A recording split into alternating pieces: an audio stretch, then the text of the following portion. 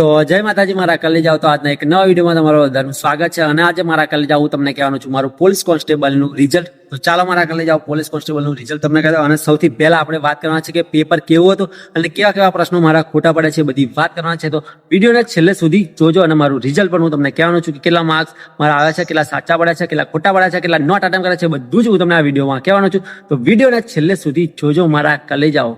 તો મિત્રો સૌથી પહેલા વાત કરીએ તો મારા કયા સિરીઝનું પેપર હતું. તો મારે ઈ સિરીઝનું પેપર હતું અને મારા કલેજાઓ જો ગણિતમાં સૌથી પહેલા જ મારો તો ફકરો આવી ગયો હતો, જેના લીધે કેવું કે મારા કલેજાઓ પહેલા બે ફકરા મેં છોડી દીધા હતા અને જે સૌથી પહેલા મતલબ કે જે સરળતાથી અને ઓછા સમયમાં પ્રશ્નો ગણિતના સોલ્વ થઈ જાય એ પ્રશ્નો મેં સોલ્વ કર્યા હતા. પહેલા જોઈ લીધા કે કયા પ્રશ્નો હેલા છે અને કયા પ્રશ્નો ભારે છે, એ રીતે મેં સોલ્યુશન કર્યું. એના લીધે મારું કેવું કે પરફેક્ટલી 3 કલાકમાં 200 પ્રશ્નો અટેમ્પ્ટ થઈ ગયા હતા અને મારા કલેજાઓ. તો ચાલો આપણે જોઈએ આગળ કે કેવા કેવા પ્રશ્નો મારા થોડા ખોટા પડ્યા છે. તો મારા કલેજાઓ જો આ ફકરાવાળામાં એક પ્રશ્ન આ ખોટો પડ્યો છે, કેમ કે આ જે આપ્યા છે ને વિધાનો, એમાં ઘણા બધા વિધાનોમાં કેવું કે અમુક આવડે એવા હતા ને અમુક કન્ફ્યુઝ થાય એવા હતા, એના લીધે કેવું કે થોડુંક. અને મારા કલેજાઓ સમય ઓછો હોય અને ઓછા સમયમાં આટલો મોટો ફકરો સમજવાનો, એટલે મારા કલેજાઓ વિચારો તમે કેટલી તકલીફ પડે. કઈ વાતો ને મારા કલેજાઓ. તો જો ગણિતમાં બી મારા ઘણા બધા સાચા પડ્યા, પણ આ એક પ્રશ્ન જો મારો 15 ઓગસ્ટ 2010 દિવસે કયો વાર હોય. મારા કલેજા આમાં રવિવાર આવે. મેં એક ગણતરી બી કરી છે, જુઓ 15 + 2 + 10 + 2 + 6, પરંતુ મેં સરવાળો કરવાની નાની અમથી ભૂલના કારણે આ પ્રશ્ન મારો ખોટો પડ્યો મારા કલેજાઓ. બોલો, એટલે ઉતાવળ ક્યારેય કરાય નહીં. મતલબ કે મેં કીધું આ પ્રશ્ન હેલો છે અને ફટાફટ સરવાળો મેં કીધું કરી દઉં અને ફટાફટ જવાબ લઈ જાઓ, જેના લીધે કેવું કે જે બીજા પ્રશ્નો છે એ સારી રીતે અટેમ્પ્ટ થાય, પરંતુ મેં થોડી ઘણી ઉતાવળ કરી આ પ્રશ્નમાં, એના કારણે મારા કલેજાઓ આ પ્રશ્નનો જવાબ મારો ખોટો આવે છે. એટલે ખાસ તમે બી આ ધ્યાન રાખજો કે સરવાળો આપણે પ્રશ્નની રીત બી બધું બી કરી લઈએ, પરંતુ આ નાની અમથી જે સરવાળો કરવાની હોય કે બાદબાકી કરવાની જે ભૂલો થાય છે એના કારણે બી કેવું કે આપણા પ્રશ્ન ખોટા પડતા હોય છે. સાચી વાત ને.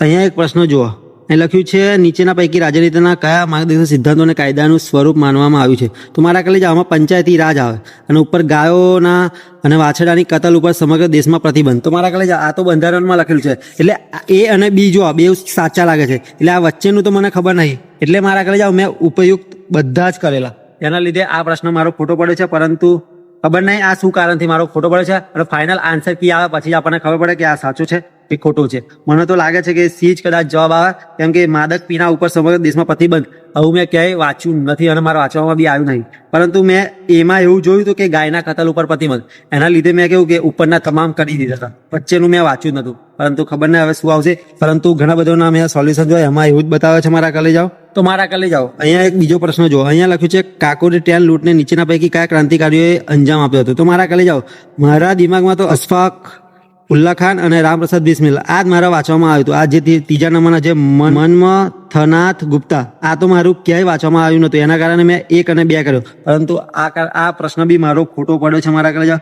બીજો આ એક પ્રશ્ન બી મારા કલેજા જો ધરાસણા અને સૂરજ કરાડી આ બે મારા વાંચવામાં આવ્યું હતું, પરંતુ વડાના વાળું કંઈ વાંચવામાં આવ્યું નતું, એના કારણે આ પ્રશ્ન બી મારા કલેજા ખોટો પડ્યો છે. અને આવા ઘણા બધા પ્રશ્નો છે જેમાં કેવું કે આપણે જેટલું વાંચવામાં આવે એને જ અટેમ્પ્ટ કરે. મેં બી એવું જ કર્યું હતું, પરંતુ જે અમુક હતા ઓપ્શન એમાં કેવું કે આપણને ખબર ના હોય કે આપણે વાંચવામાં ના હોય કે ખ્યાલ બહાર રહી ગયું હોય, એના કારણે બી ઘણા બધા પ્રશ્નો ખોટા પડે છે. તો ચાલો મારા કલેજા હું તમને મારું રિઝલ્ટ કહી દઉં કે શું આવ્યું છે. તો મિત્રો પાર્ટ એમાં જોઈએ તો નોટ અટેમ્પ્ટ મેં 7 કર્યા છે, પછી સાચા મારા 59 પડ્યા છે અને ખોટા 14 પડ્યા છે.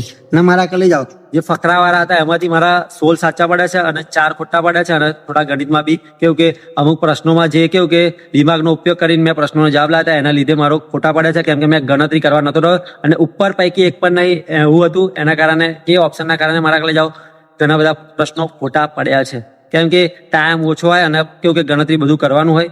પરંતુ લગભગ 6-7 પ્રશ્નો મેં એ રીતે અટેમ્પ્ટ કર્યા હતા, એમાંથી કેવું કે 3 જેવા સાચા પડ્યા છે અને 4 ખોટા પડ્યા છે. એટલે હું તો બેનિફિટમાં છું, કેમ કે ટાઈમ ના હોય ઈ કરીએ એના કરતાં તો આપણે કેવું કે અમુક દિમાગનો ઉપયોગ કરી પ્રશ્નનો જવાબ લાવી દઈએ તો આપણને બી થોડોક ફાયદો થઈ જાય. સાચી વાત ને. પણ કઈ વાંધો નહીં.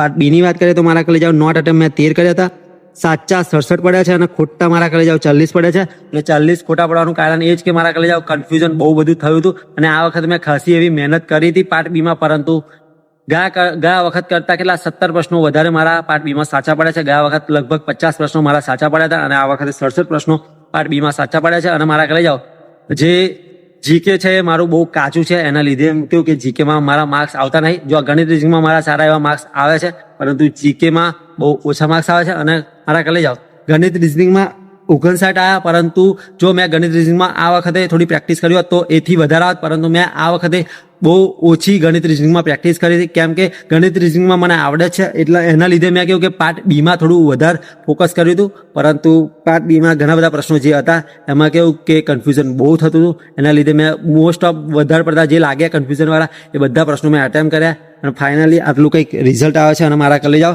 આપણે માઇનસ કરીએ અને ટોટલ કરીએ તો જો ટોટલ 126 પ્રશ્નો મારા સાચા પડ્યા છે, એમાંથી 13.50 માર્ક્સ મારા માઇનસ થાય છે અને ટોટલ 112.50 માર્ક્સ મારા આવે છે. અને આ હિસાબે મારા કરી જાઓ મને નથી લાગતું કે આ વખતે આપણી ખાખી પાકી થાય. તો આઈ હોપ તમને વિડીયો પસંદ આવ્યો છે. લાઈક શેર અને સબસ્ક્રાઈબ કરી દેજો. એક નવા વિડીયોમાં મળીશું. જય માતાજી.